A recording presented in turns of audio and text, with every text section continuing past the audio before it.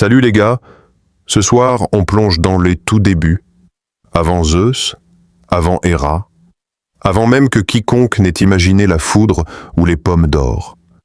Vous flottez dans un univers si récent qu'il ignore encore le haut et le bas. Un bouillon obscur infini, le chaos. Et vous n'y survivrez probablement pas, car, il n'y a ni oxygène ni gravité, et certainement pas de Wi-Fi. Alors, avant de vous installer confortablement, prenez un instant pour aimer la vidéo et vous abonner. Mais seulement si vous appréciez vraiment ce que je fais ici. Et tant que vous y êtes, indiquez votre pays et votre fuseau horaire dans les commentaires. J'adore savoir d'où et quand vous écoutez. Maintenant, tamisez les lumières, allumez peut-être un ventilateur pour ce doux bourdonnement de fond, et entamons ensemble le voyage de ce soir. Vous dérivez dans le vide, tandis que quelque chose s'anime. Gaïa, la terre, émerge du chaos, solide et nourricière. À ses côtés, le Tartare s'ouvre comme un gouffre sans fond. Certainement pas le genre d'hébergement idéal. Eros apparaît. Première étincelle d'amour, ou du moins un premier flirt cosmique. Du corps de Gaïa jaillit Uranus, le ciel, et ensemble, ils forment ce couple éternel, l'un trop possessif, l'autre trop vaste pour recevoir une étreinte. Bientôt, ils ont des enfants, beaucoup. Des titans, des cyclopes et les titans aux 100 mains. Les repas de famille deviennent gênants quand la moitié des enfants ont 50 têtes et que le père commence à s'inquiéter de qui pourrait le renverser. Uranus, pas vraiment un père modèle, enferme certains de ses propres enfants dans les profondeurs du ventre de Gaïa. Elle n'est pas ravie. Alors, avec l'aide de son plus jeune titan, Cronos, elle ourdit sa vengeance. Dans un moment à la fois horrible et satisfaisant, Cronos prend une fossile céleste et des ciseaux. Disons simplement qu'Uranus ne peut plus engendrer personne. De son essence répandue, petit rappel, paillettes cosmiques, passant, Aphrodite naît de l'écume de la mer, preuve que même le chaos peut donner naissance à la beauté. Les historiens débattent encore pour savoir si ce récit illustre les conceptions des Grecs anciens sur les cycles naturels ou s'il s'agit simplement d'une thérapie familiale antique qui a mal tourné. Quoi qu'il en soit, vous assistez au premier grand bouleversement de pouvoir de l'histoire, et le décor est planté pour quelque chose d'encore plus chaotique. Vous planez au-dessus d'une terre tremblante, observant Cronos, le titan qui sauva jadis sa mère, s'installer au pouvoir. Il est le nouveau maître, mais comme la plupart des nouveaux maîtres, il est un peu trop paranoïaque. Lui et sa sœur épouse Rhea, oui, c'est ainsi que fonctionnent les arbres généalogiques grecs, inutile de chercher à comprendre, règnent sur le monde. L'âge d'or, comme ils l'appellent, les humains ne vieillissent pas, les récoltes sont toujours abondantes, et le soleil brille gratuitement 24 heures sur 24 et 7 jours sur 7. En somme, la Grèce antique en mode vacances. Mais Cronos a entendu une prophétie. L'un de ses enfants le renversera. On pourrait croire qu'il consulterait un psy ou engagerait un meilleur conseiller en relations publiques, mais non. Il décide d'avaler chaque bébé dès sa naissance. Efficace, certes, mais pas vraiment digne d'un parent modèle. Un à un, Hestia, Déméter, Héra, Hadès et Poséidon disparaissent dans sa gorge comme des vitamines divines. Rhea, dévastée, cache son 6e enfant, Zeus, sur l'île de Crète, le remplaçant par une pierre enveloppée de couverture. Conseil: toujours vérifier le poids de votre bébé avant de le nourrir. Cronos avale le leur sans s'en apercevoir. Quelque part, des thérapeutes antiques pleurent en silence. Pendant ce temps, Zeus grandit en secret, allaité par une chèvre magique nommée Amalthea, dont la corne deviendra plus tard la corne d'abondance, symbole de nourriture sans fin. Les nymphes du village veillent sur le bébé en faisant teinter leurs boucliers dès qu'ils pleurent. Imaginez un peu vivre à côté de cette garderie. Quand Zeus atteint l'âge adulte, il se retrouve face à son cher vieux père. Par un peu de ruse et grâce à une magie divine hémétique, oui, c'est bien de cela qu'il s'agit, Cronos vomit tous ses enfants avalés, miraculeusement indemnes, mais sans doute très perturbés. Réunion de famille, façon mythologie grecque. Cela déclenche le titanomachie, une guerre de 10 ans entre les titans et les Olympiens. Les montagnes sont projetées comme des cailloux, les rivières bouillonnent, et la terre tremble comme si Gaïa elle-même hésitait entre deux camps. Les historiens débattent encore pour savoir si ce mythe fait écho à de véritables batailles préhistoriques entre tribus ou s'il représente le triomphe de l'ordre sur le chaos. Une fois la poussière retombée, les Olympiens triomphent. Zeus enferme les titans vaincus dans le Tartare, gardés par les 100 manches. Un monde nouveau commence, plus frais, plus lumineux, un peu moins hostile. Vous grimpez toujours plus. L'air se raréfiant à mesure que vous approchez d'un pic scintillant perçant les nuages. Le mont Olympe. Zeus se dresse à son sommet, foudre à la main, arborant le sourire confiant de celui qui vient de renverser son père et se croit capable de gouverner l'univers bien mieux que quiconque. Spoiler, il a en partie raison. Ici, les dieux de l'Olympe s'installent. Imaginez le premier bureau divin. Avec son lot de drames, de ragots et de politiques RH douteuses, Zeus devient roi des dieux et règne sur le ciel. Poséidon prend le contrôle des mers, Trident compris. Hadès hérite des enfers, sans doute après, avoir perdu un tirage à pile ou face céleste. Chaque domaine vibre d'énergie.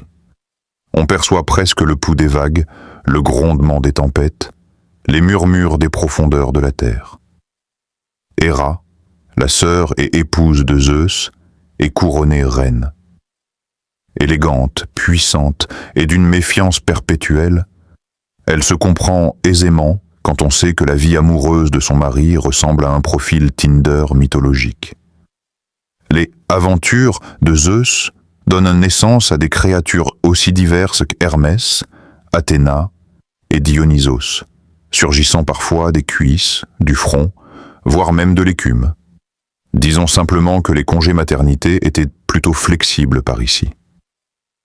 Pendant ce temps, la liste des dieux de l'Olympe s'allonge.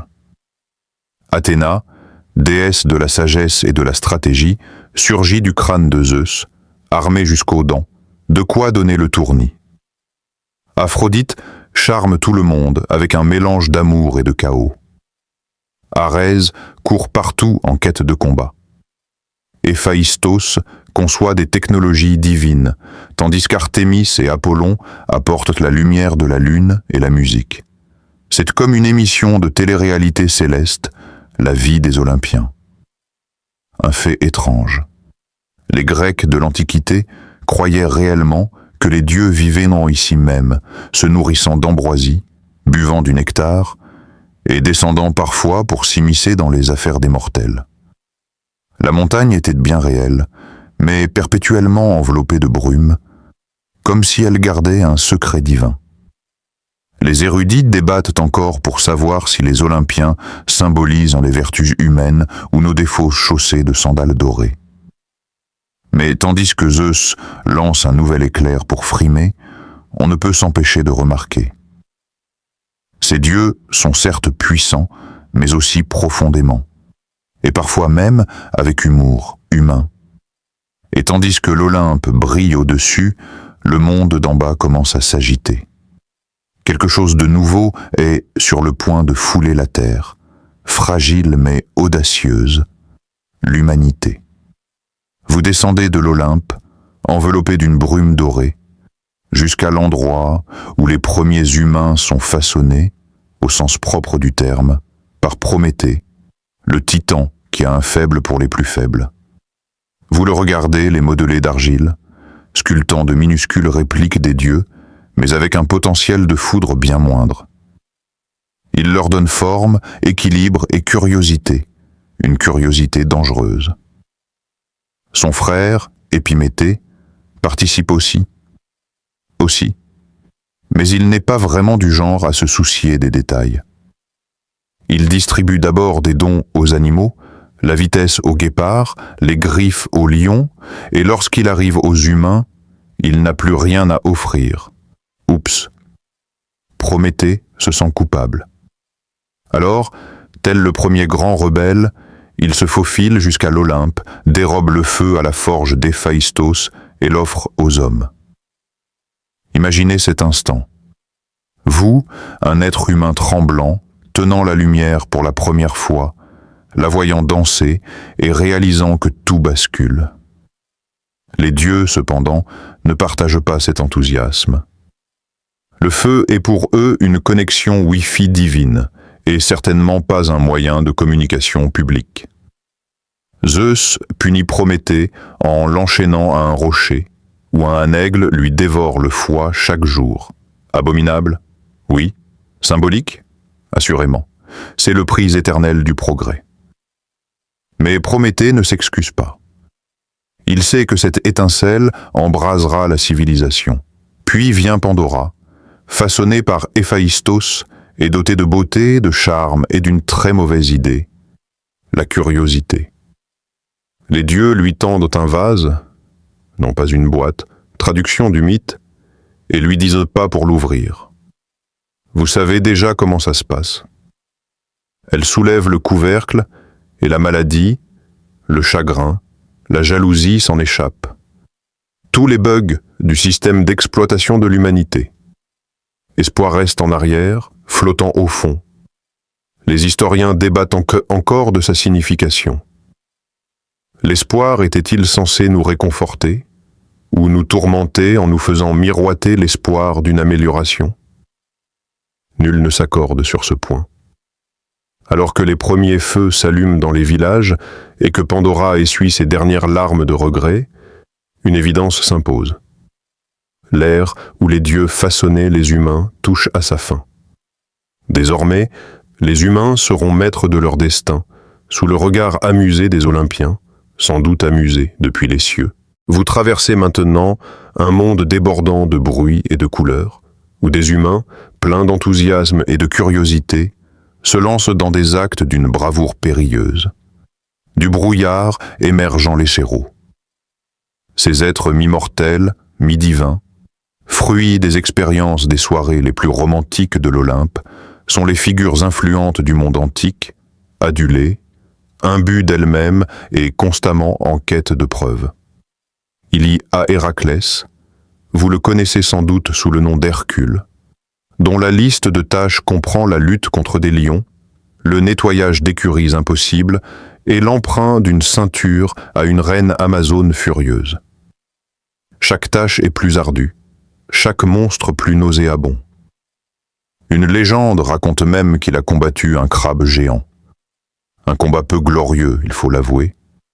Mais à travers tout cela, Héraclès devient un modèle de persévérance, prouvant que même les demi-dieux doivent parfois se débarrasser des déchets cosmiques. Et puis il y a Perséile s'envole sur des sandales ailées pour trancher la tête de Méduse, un geste audacieux, car un seul de ses regards vous pétrifie. Vous le voyez planer au-dessus de la Gorgone endormie, son bouclier poli comme un miroir reflétant son regard. C'est intense, c'est courageux, c'est de quoi se décoiffer.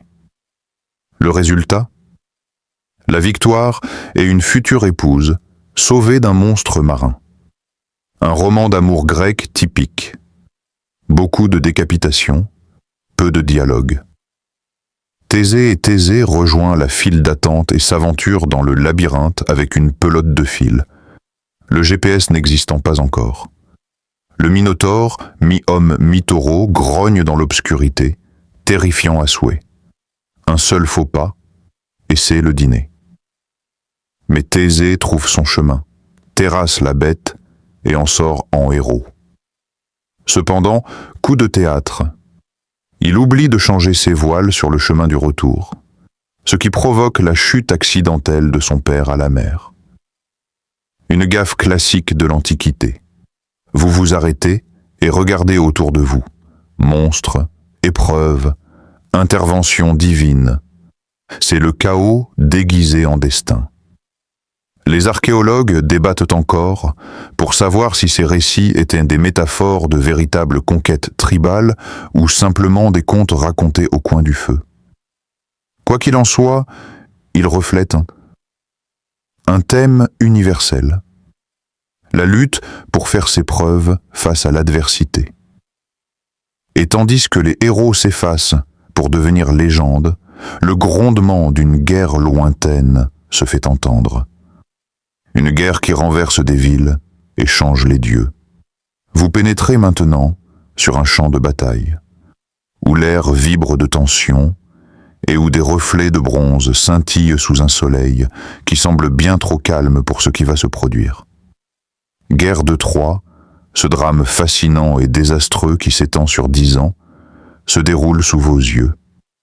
Tout commence, bien sûr, par un concours de beauté. Et pourquoi pas?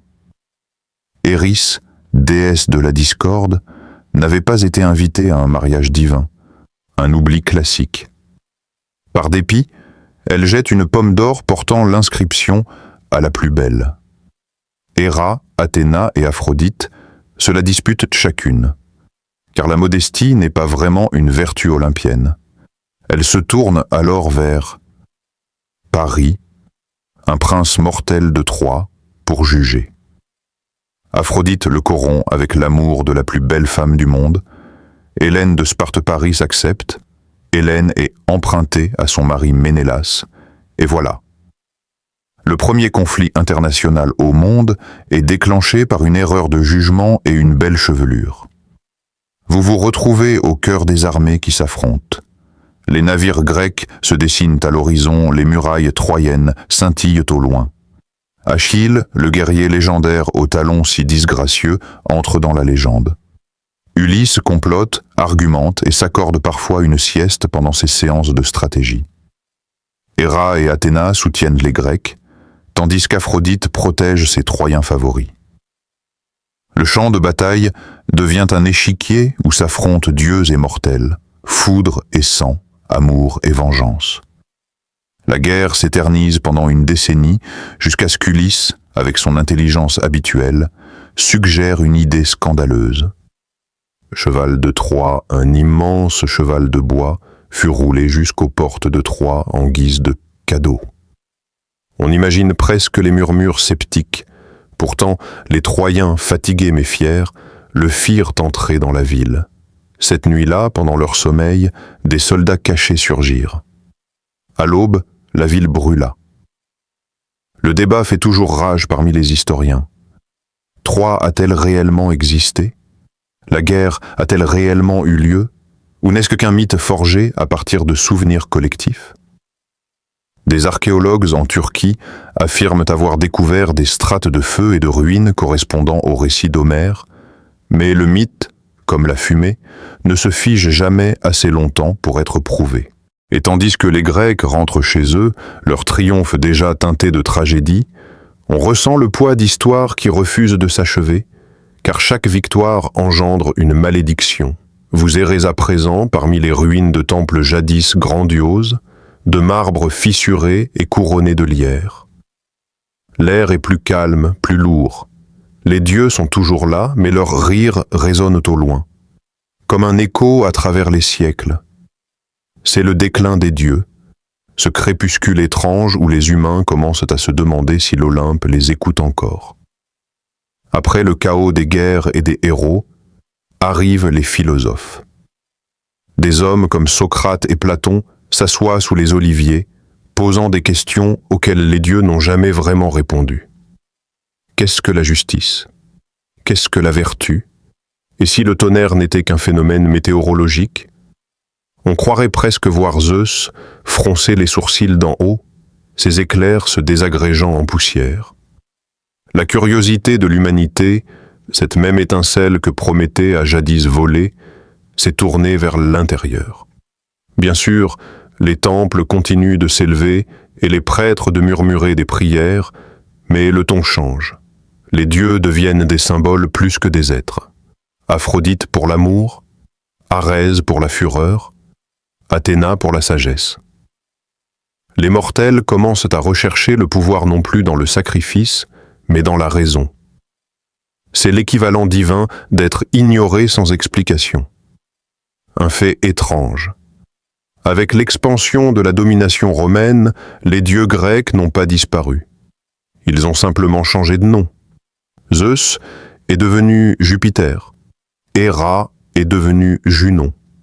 Et soudain, l'Olympe s'est vu attribuer des sous-titres latins. C'était comme la plus longue fusion d'entreprises au monde. Mais même cela ne pouvait durer éternellement. Les anciens temples se sont peu à peu vidés, les offrandes réduites en poussière. Les oiseaux ont fait leur nid là où brûlait autrefois l'encens. Les historiens débattent encore des raisons du déclin des mythes. Est-ce dû à l'essor de la philosophie? Ou plus tard, à la diffusion du christianisme qui proposait un Dieu unique et tout-puissant au lieu de 12 dieux querelleux? Peut-être les deux. Peut-être les Grecs avaient-ils simplement trop bien raconté leurs histoires. Leur Dieu était si humain que la croyance a cédé la place à l'empathie plutôt qu'à l'adoration. On peut presque sentir le silence là où le tonnerre grondait jadis. Le doux soupir des mythes qui s'effacent dans la mémoire. Mais les mythes ne meurent jamais complètement. Ils attendent, enroulés comme des serpents endormis, prêts à murmurer à nouveau dès que quelqu'un lève les yeux vers un orage et pense « Peut-être que Zeus est encore là-haut ». Vous voyagez désormais à travers le temps lui-même, observant les échos de l'Olympe se propager au fil des siècles. Les dieux de marbre se sont peut-être effondrés, mais leurs histoires, oh, elles sont partout, dans les peintures, dans les poèmes, dans les planètes qui filent dans le ciel nocturne. Impossible d'y échapper, même si vous le vouliez. Regardez de plus près. La mythologie grecque imprègne chaque aspect de la vie moderne. Le mot « chaos » à l'origine, il vient tout droit du vide que vous avez traversé. Les planètes portent les noms romains des dieux grecs. Vénus pour Aphrodite, Mars pour Arès, Jupiter pour Zeus. Même le logo de Nike fait référence à la déesse ailée de la victoire. Quelque part, elle perçoit sans doute des droits d'auteur. Les artistes et les penseurs ont perpétué ces mythes. À la Renaissance, des sculpteurs comme Michel-Ange ont réinterprété la perfection divine dans le marbre. Plus tard, les scientifiques ont repris ces anciens noms pour désigner leurs découvertes. Hermès pour la chimie, Gaïa pour les systèmes terrestres, Apollon pour les vols spatiaux. On imagine une fusée décollant sous ce nom, tendant vers les cieux comme Icare en son temps, mais espérons-le, grâce à une ingénierie plus avancée. Les écrivains aussi, de Shakespeare aux auteurs de fantaisie moderne, ne cessent de réinterpréter les vieux récits mêlant dieu et humain, amour et orgueil, tragédie et triomphe. Chaque réinterprétation remodèle les mythes sans jamais les effacer.